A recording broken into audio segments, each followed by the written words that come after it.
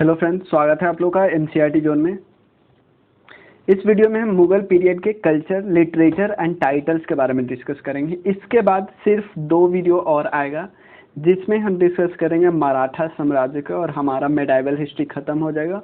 और उसके अलावे हमारा एंशिएंट ख़त्म हो चुका है, मॉडर्न भी ख़त्म हो चुका है, और इसके अलावे आपको पता है ज्योग्राफी हमारा चल रहा है और पॉलिटिकल साइंस चल रहा है। और इसके अलावे भी मैं एमसीक्यू भी करा रहा हूँ, वो उसका एक अलग प्लेलिस्ट है। दोनों प्लेलिस्ट आपको मिल जाएंगे डिस्क्रिप्शन में, या ये वीडियो को ख़त्म हो कि जो आई बटन यहाँ पे आते हैं वीडियो के, वहाँ पे मिल जाएंगे आपको। तो चलिए शुरू करते हैं। तो इसमें सबसे पहले हम डिस्कस करते हैं, और मेरा नाम धीरज है, और आप FB, इंस्टा, टेलीग्राम पे जुड़ सकते हो, मैसेज कर सकते हो, कंट्रीब्यूट कर सकते हो। चलिए शुरू करते हैं। सबसे पहले मुगल के कल्चर के बारे में बात करते हैं। तो कल्चर का सिंपल मतलब होता है कि way of life. Way of life में होता है कि रहते कैसे थे, किस टाइप के टॉम बना के रहते थे, किस टाइप के स्ट्रक्चर बनाते थे, क्या खाते थे। तो देखो, खाना वगैरह तो इतना डिटेल में या पढ़ना ही नहीं है, मेनली हमें स्ट्रक्चर, आर्किटेक्चर, देखो ऐसे चीज़ों के बारे में हमें ज़्यादा स्टडी करना, या जो हमें मिलता है, क्योंकि जो चीज़ मतलब कि फिजिबल है, देखने लायक है, जो देख सकते हैं, जो उस समय का जो चीज़ प्रेजेंट है वो हमें डायरेक्टली हम देख सकते हैं। क्लियर है? जैसे स्ट्रक्चर वगैरह, कैसे जीते थे, कैसे रहते थे, उतना डिटेल में नहीं देखना है हमें, स्ट्रक्चर के बारे में ज़्यादा फोकस करना है। क्या चीज़ नया यूज करते थे, कौन सा ऑफिस वगैरह होता था, इन सब के बारे में डिटेल में डिस्कस करना। तो बाबर के पास तो उतना टाइम नहीं था, आपको पता है 1526 से 1530 के बीच वो रहे थे। तो उन्होंने 2 मस्जिद बनाया था, एक काबुली बाग में, काबुली बाग जो कि पानीपत का एक एरिया है, उसके अलावे एक बनाए रोहिलखंड में, संभाल करके एक जगह है। 2 मस्जिद बनाया, 2 मक्को बनाया बाबर ने। उसके बाद बात करते हैं हुमायूं की। हुमायूं की जब डेथ होती है, क्योंकि आपको पता है हुमायूं इधर से इधर भागते रहे, 2 बार उसको कन्नौज में और एक और जगह हराने के बाद उनकी वो भाग गए ईरान, ईरान से लौट, चौसा है, चौसा और कन्नौज, तो 2 जगह हारने के बाद 1540 में भाग गए थे, क्योंकि 10 साल उनको रिकंस्ट्रक्ट, अपने आप को संभाल ही रहे थे कि शेर शाह सूरी ने उनको हरा दिया। तो उनकी, और उसका जब दोबारा आए, शेरशाह को हराया, शेरशाह के मतलब मोहम्मद आदिल शाह आते हैं, शेरशाह के फैमिली के जो बंदे आते हैं, उसी डायनेस्टी के आते हैं, तो उसको हराते हैं। तो उसके बाद वो 1550 में आते हैं इंडिया में, फिर से राजा बनते हैं, लेकिन 1556 में डेथ हो जाती है। तो डेथ होने के बाद जो उनका टॉम्ब होता है, टॉम्ब हमेशा जो मरने के बाद जो बनाया जाता है ना स्ट्रक्चर, उसको टॉम्ब बोलते हैं। उनकी विडो बनाती है जिनका नाम था हाजी बेगम। क्लियर? उसके बाद एक स्ट्रक्चर देखो, फतेहपुर सिकरी, ध्यान रखना, फतेहपुर सिकरी पे जो भी स्ट्रक्चर बनता है ना, बना है ना, वो अकबर ही बनाए हैं, इतना ध्यान रखना। तो फतेहपुर सिकरी में एक स्ट्रक्चर बनता है पंचमहल। पंचमहल काफ़ी हद तक बुद्धिस्ट का जो विहार स्टाइल था ना, वहाँ से लिया गया था। क्लियर है ना? उसके बाद एक है मरियम प्लेस, दीवाने आम, दीवाने खास, ये सब सिकरी में, और सब अकबर के द्वारा बनाया गया हुआ है। क्लियर है ना? मरियम्स प्लेस, दीवाने आम, दीवाने खास, ये सब अकबर का बनाया हुआ है।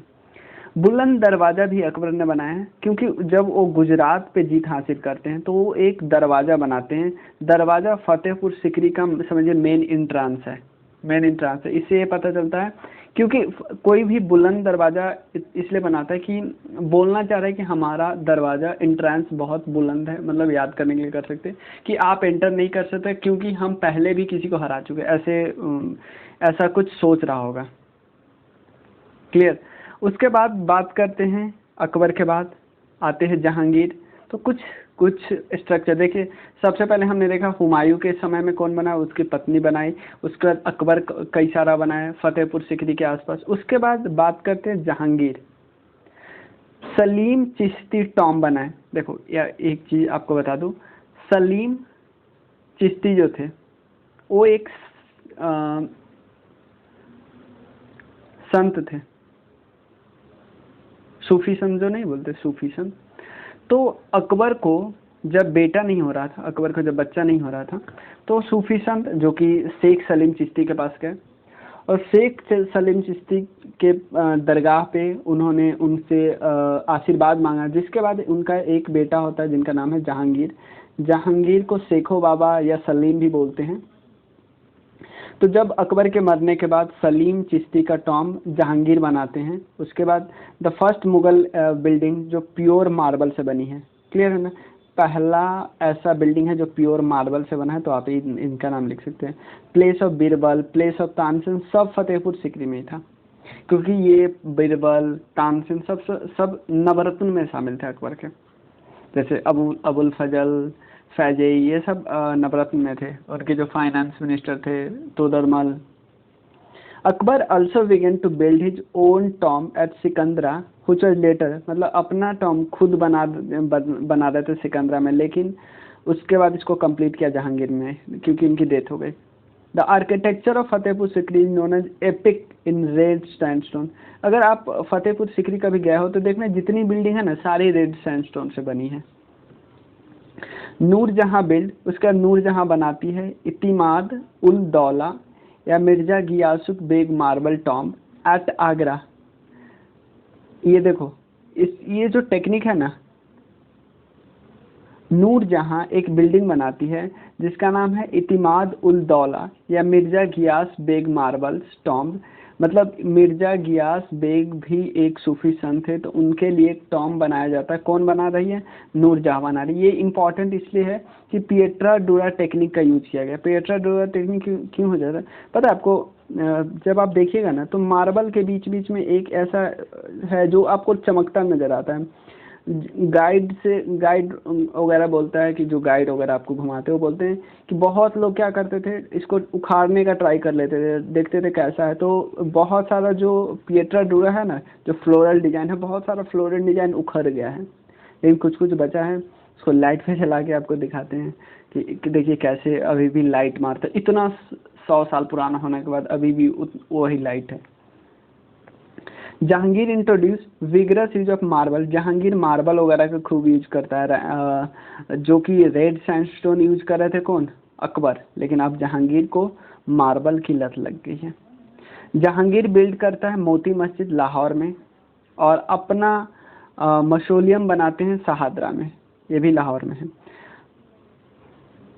मस्जिद बिल्डिंग एक्टिविटीज रीच अपने क्लाइमेक्स पर पहुंच जाता है ताजमहल जब बनाया जाता है। कौन बनाता है? शाहजहां। शाहजहां जामा मस्जिद भी बनाते हैं। शाहजहां ताजमहल बनाते हैं अपनी पत्नी के लिए, और जामा मस्जिद भी शाहजहां के द्वारा बनाया ही जाता है। उसके बाद कुछ और इम्पोर्टेंट बिल्डिंग जो शाहजहां के द्वारा बनाया जाता है आगरा में, और मोती मस्जिद एकमात्र ऐसा मस्जिद है जो कि मार्बल का है। खास महल, मुसम्मन बुर्ज, जैस्मिन प्लेस बोला जाता है, वेयर जहाँ पे देखो मुसम्मन बुर्ज में जो लास्ट समय रहे थे ना, जैस्मिन प्लेस उस समय लगा था, क्योंकि 1558 के बाद इनको बंदी बना दिया गया था इनके बेटे औरंगजेब के द्वारा। तो ऑलमोस्ट लास्ट के 66 में डेथ हुई, तो 8 साल लास्ट में वहीं पे रहे थे। कहाँ पे? मुसम्मन बुर्ज में। He laid the foundation of Shahjahanabad का फाउंडेशन रखा।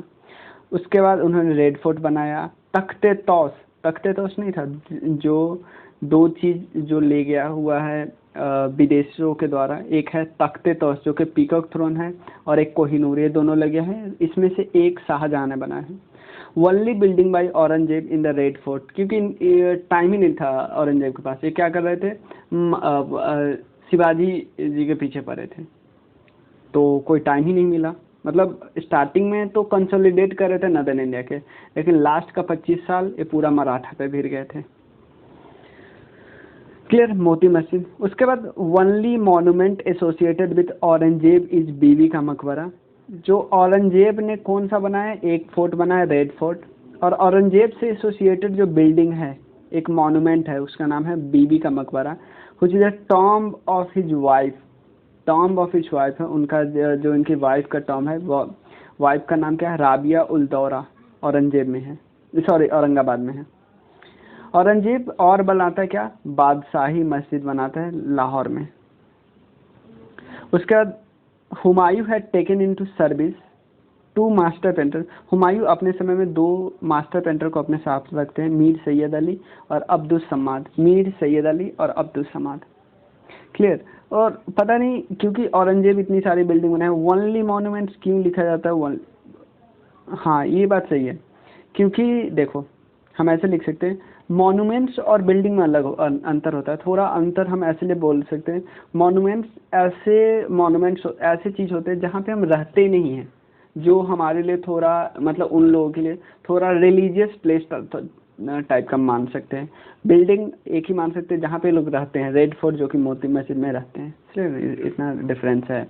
औरंगजेब यहाँ पे बादशाही मस्जिद भी बनाते हैं, तो इसको भी हम बोल सकते हैं एक रिलीजियस प्लेस है, रिलीजियस प्लेस। और मॉन्यूमेंट हम बोल सकते हैं ऐसे जगह जहाँ पे एक स्पेशल बना सकते हैं, जैसे इन्होंने अपने बीबी के लिए एक टॉम बनाया कि बीबी जहाँ पे बीबी को दफनाया गया वहाँ पे नहीं, वहाँ पे कुछ बिल्डिंग बना दी है उसकी याद में, जैसे ताजमहल बनाया गया है। हुमायूं के समय 2 पेंटर थे, उसका दसबंद और बसावन 2 फेमस पेंटर थे अकबर के समय में। ये पूछ सकता है कि आपको कंफ्यूज कर सकता है कि दसबंद और बसावन क्या हुमायूं के समय में रहते थे, तो आप यहाँ कंफ्यूज हो सकते हो। अब्दुल हसन एंड उस्ताद मंसूर और बिशान दास वेर 3 फेमस पेंटर थे जहांगीर। पेंटिंग का जब भी बात आता है ना तो सबसे टॉप पे जहांगीर को रखा। Jahangir claim that he could distinguish the work of each artist. मतलब एक पिक्चर है, जहांगीर ने क्या किया कि एक पिक्चर है, चाहे 2 पिक्चर है, एक आर्टिस्ट ने बनाया। जहांगीर एक बार किसी आर्टिस्ट को देख लिया कि हाँ वैसे पेंटिंग लगा, तो दोबारा पहचान लेगा कि हाँ ये श्यामलाल नहीं बनाया, ये रामलाल नहीं बनाया, ऐसे पहचान लेता था। कुछ टाइटल्स जो मुगल रूलर के द्वारा दिया जाता है किसी पर्सन को, तो वो टाइटल्स हम डिस्कस कर लेते हैं। जैसे टाइटल्स ऐसे होता है, जगत गुरु का टाइटल हरविजय सूरी को दिया गया क्योंकि वो जैन रिलीजन से बिलोंग करते थे, अकबर ने दिया। इससे पता चलता है अकबर कितना ज़्यादा, हम बहुत ज़्यादा सेकुलर नहीं बोल सकते लेकिन हार्मनी मेंटेन करने का ट्राई करते थे। जारी कलम जो कि जारी कलम का टाइटल दिया था, जरी कलम मोहम्मद हुसैन को लिटरेचर के फील्ड में, जरी कलम अकबर ने दिया। सीरीन कलम अब्दुल समाद को दिया, ये भी लिटरेचर के फील्ड में अकबर के द्वारा। राज कवि का टाइटल दिया गया फैजे में, ये भी नवरत्न में शामिल थे अकबर के द्वारा। कवि प्रिया ये भी लिटरेचर के फील्ड में दिया है। तो आप देख रहे हो लिटरेचर के फील्ड में बहुत ज़्यादा है, जारी कमल, सीरीन कमल, राज कवि, कवि प्रिया। कवि प्रिया को किसको दिया गया? बीरबल, अकबर ने दिया, इतना अकबर दे। उसका जहांगीर 2 देते हैं, एक है नादिर उल असरा और नादिर उज जमान। नादिर उल असरा किस फील्ड में देते हैं? पेंटिंग के फील्ड में, क्योंकि आपको पता है अगर ऐसा रहे ना कि नादिर उल असरा एक पेंटिंग के फील्ड में एक पुरस्कार है, किसके द्वारा दिया गया? पेंटिंग का जब भी आंसर है ना तो आपको नहीं पता है तो जहांगीर है, आपको अगर पक्का पता है कि कोई दूसरा है तभी दूसरा लगाओ। नादिर उल असरा उस्ताद मंसूर को दिया गया पेंटिंग के फील्ड में। नादिर उल जमन ये भी अब्दुल हसन को दिया गया पेंटिंग के फील्ड में, जहांगीर के द्वारा है, क्लियर। उसके बाद गुण समुद्र लाल खान को दिया गया, म्यूजिक के फील्ड में किसने दिया? शाहजहां ने दिया। उसके बाद राजकवि, ऑब्वियसली राजकवि किसके लिए दिया जाता है? लिटरेचर के फील्ड में दिया जाता है। महाकवि राय ये भी लिटरेचर के फील्ड में दिया जाता है। किसको दिया गया? महाकवि राय सुंदरदास को दिया गया। और राजकवि 2 लोग को राजकवि दिया गया है, एक फैजी को, एक कलीम को। और इन दोनों किसने दिया? शाहजहां ने। अब कुछ लिटरेचर है जो कि मुगल पीरियड के कुछ लिटरेचर है, कुछ लिटरेचर मुगल खुद लिखे हैं, कुछ लिटरेचर उनके दरबार में रहने वाले लोग लिखे हैं। तो चलिए हम डिस्कस करते हैं। सबसे पहले आपको ये तो पता है पक्का तुजुके बाबरी, ऑब्वियसली नाम से पता चलता है बाबर के बारे में है। तो बाबर के क्योंकि खुद लिखे ना, ये ऑटोबायोग्राफी है, खुद लिखे हैं, तो क्या है ये बताते हैं कि उनकी मिलिट्री टैक्टिक्स कैसी थी, एडमिनिस्ट्रेशन ऑर्गेनाइजेशन कैसा था, सब कुछ अपने बारे में लिखे हैं। उसके बाद हुमायूं की किताब आती है कानूने हुमायूं, ये किसने लिखा? ख्वांद अमीर ने लिखा है। ये भी हुमायूं के बारे में सब कुछ बताते हैं, हुमायूं के एडमिनिस्ट्रेशन, फेस्टिविटीज और बिल्डिंग। उसके बाद हुमायूं नामा लिखती है हुमायूं की पत्नी, हुमायूं का बायोग्राफी है, यह है गुलबदन बेगम, सॉरी ये इनकी बहन है, सिस्टर। क्लियर, हमने देखते हैं हुमायूं का, हमने अभी देखा है हुमायूं का एक टॉम बनाया जाता है उसकी पत्नी के द्वारा, वो आपको बताना है, या आप पढ़े हो तो आपको ध्यान में आ जाना चाहिए, क्योंकि अभी हम 2 मिनट पहले किए हैं। अकबरनामा, अकबर की किताब है, अकबर के हिस्ट्री के बारे में बताता है, किसने लिखा? अबुल फजल ने। अबुल फजल और फैजई ये दोनों नवरत्न में शामिल थे, ये दोनों स्कॉलर थे। तौबाकत ए अकबरी ऑब्वियसली अकबर के बारे में है, किसने लिखा? ख्वाजा निजामुद्दीन अहमद बख्श, ख्वाजा निजामुद्दीन अहमद बख्श। उसके बाद तुजुके जहांगीर, तुजुके जहांगीरी, जहांगीर के बारे में है, और इसमें इनके रीजन की मेमोरीज बहुत इनके बारे में लिखा हुआ है। सिंपल ऐसा नहीं पूछे, क्योंकि किसी के बारे में, किसी राजा के बारे में रहेगा तो उस राजा क्या क्या एडमिनिस्ट्रेशन, सोसाइटी, सब कुछ के बारे में, कोर्ट में कैसे काम करते थे, सब कुछ, क्या उनकी पसंद थी नापसंद, सब कुछ लिखेंगे। इकबाल नामा ए जहांगीर, ऑब्वियसली जहांगीर के बारे में होगा, क्वेश्चन ने लिखा मोहम्मद खान ने। उसके बाद चाहर चमन, चाहर चमन किसने लिखा? चंद्रभान ब्राह्मण ने, शाहजहां के रूल के बारे में है। उसके बाद अलामगीर नामा, आपको पता है अलामगीर का टाइटल किसको दिया गया था? अलामगीर का टाइटल दिया था औरंगजेब को, और एक और टाइटल दिया गया था जिंदा पीर, ये भी औरंगजेब के बारे में। अलामगीर नामा किसने लिखा? मुंशी मिर्जा और मुहम्मद काजीन, मतलब एक ही नाम है, मुंशी मिर्जा मुहम्मद काजीन। ये औरंगजेब के फर्स्ट 10 साल में क्या क्या उन्होंने किया उसके बारे में है। उसके बाद देखिए जहां भी आलमगीर ही आता है ना तो समझिए आलमगीर, ज़्यादा प्रोबेबिलिटी है कि राजा के बारे में ही पूछे, क्योंकि ये बहुत टफ हो जाएगा ना भाई, मतलब बहुत ज़्यादा टफ हो जाएगा। अगर किसी आपको राइटर के बारे में पूछे, राइटर के बारे में पूछा जा सकता है, लेकिन अगर राइटर के बारे में पूछा जाएगा तो बहुत फेमस होंगे राइटर, क्लियर है ना? जैसे अबुल फजल हो सकते हैं, बीरबल हो सकते हैं, ऐसे लोग हो सकते हैं। राजा खुद लिख रहा है तो ज़्यादा वो उसकी आने की प्रोबेबिलिटी ज़्यादा हो जाएगी ऑब्वियसली। आईने अकबरी, ऑब्वियसली अबुल फजल हमें पता ही है, अकबर के समय के हिस्ट्री के बारे में लिखते हैं। मुंताखाब उल तवारिक बदाऊनी लिखे हैं, ये भी अकबर के रूल के बारे में। तवारिक ए अल्फी ए मुल्ला दौर लिखे हैं, ये भी अकबर के समय के ही हैं।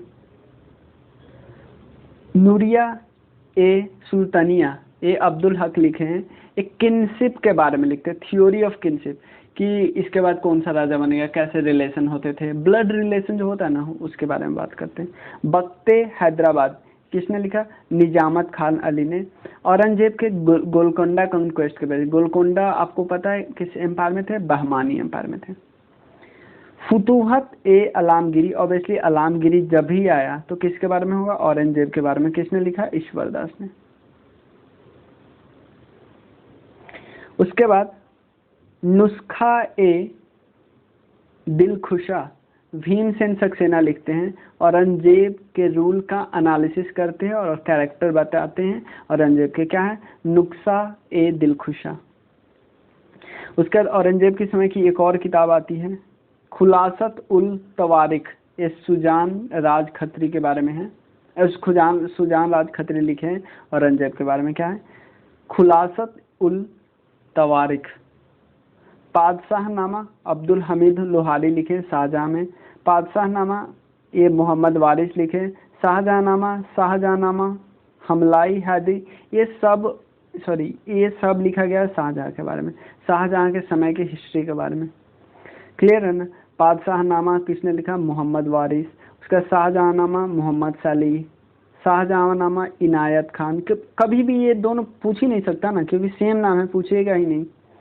हलमाई हैदरी मोहम्मद रफ़ी खान, ये भी औरंगजेब की हिस्ट्री के बारे में बताते हैं। नमाह ए अलामगिरी जब भी आया ना, अलामगिरी आया तो सीधा औरंगजेब पे जाओ। उसके बाद सिर ए अकबर ऑब्वियसली इसमें किसके बारे में है? उर्दू ट्रांसलेशन। अब ये ध्यान देना, जो ऐसे क्वेश्चन होंगे ना उसको ध्यान रखो सबसे ज़्यादा, क्योंकि सिर उल अकबर किसके बारे में है? हमें लग रहा होगा कि अकबर के राजपाट के बारे में, लेकिन नहीं। दारा शिकोह लिखे हैं। दारा शिकोह औरंगजेब के भाई थे और उर्दू ट्रांसलेशन ऑफ उपनिषद का उर्दू ट्रांसलेशन किया, बहुत पढ़े लिखे माने जाते थे। सफीनात उल औलिया, ये भी इन्होंने लिखे हैं। और उसके बाद माजमा उल बहरीन, ये भी इन्होंने लिखे। अब इसमें बताते हैं, देखो सूफीनात, शफीनात, सफीनात नाम से पता चल गया सूफी संत के बारे में, सूफी संत की बायोग्राफी इसकी करते हैं। उसके बाद माजमा उल बहरीन, माजमा उल बहरीन ये है फिलोसफिकल आइडिया के बारे में डिस्कस करते हैं, यानी उपनिषद की बात ही करते हैं। राकत ए अलामगिरी, ऑब्वियसली औरंगजेब खुद लिखे हैं। राकत ए अलामगिरी औरंगजेब खुद लिखे हैं। कंपेंडियम ऑफ हिज लेटर, अपने लेटर का पूरा एक जगह कंपेंडियम किया है। उसके दारा शिकोह एक और किताब लिखते हैं, हसमत उल अरीफीन, ए रिलीजियस आइडिया को डिस्कस करते हैं। तो देख रहे हो दारा शिकोह बहुत ज़्यादा काफ़ी रिलीजियस बंदे थे। क्लियर, बस इतना ही है इस वीडियो में। चलिए, थैंक यू। और इसके अलावा मैं बता दूं, अभी ज्योग्राफी में हमारा चल रहा है लैंडफॉर्म, जिसमें हम आज डिस्कस करने वाले प्लेट्यू। उसके अलावा पॉलिटिकल साइंस में चल रहा है, जिसमें आज हम डिस्कस करेंगे कि कौन कौन से पार्ट हमने बोरो किया है और कहाँ कहाँ से बोरो किया है, वो सब। क्लियर, चलिए, थैंक यू।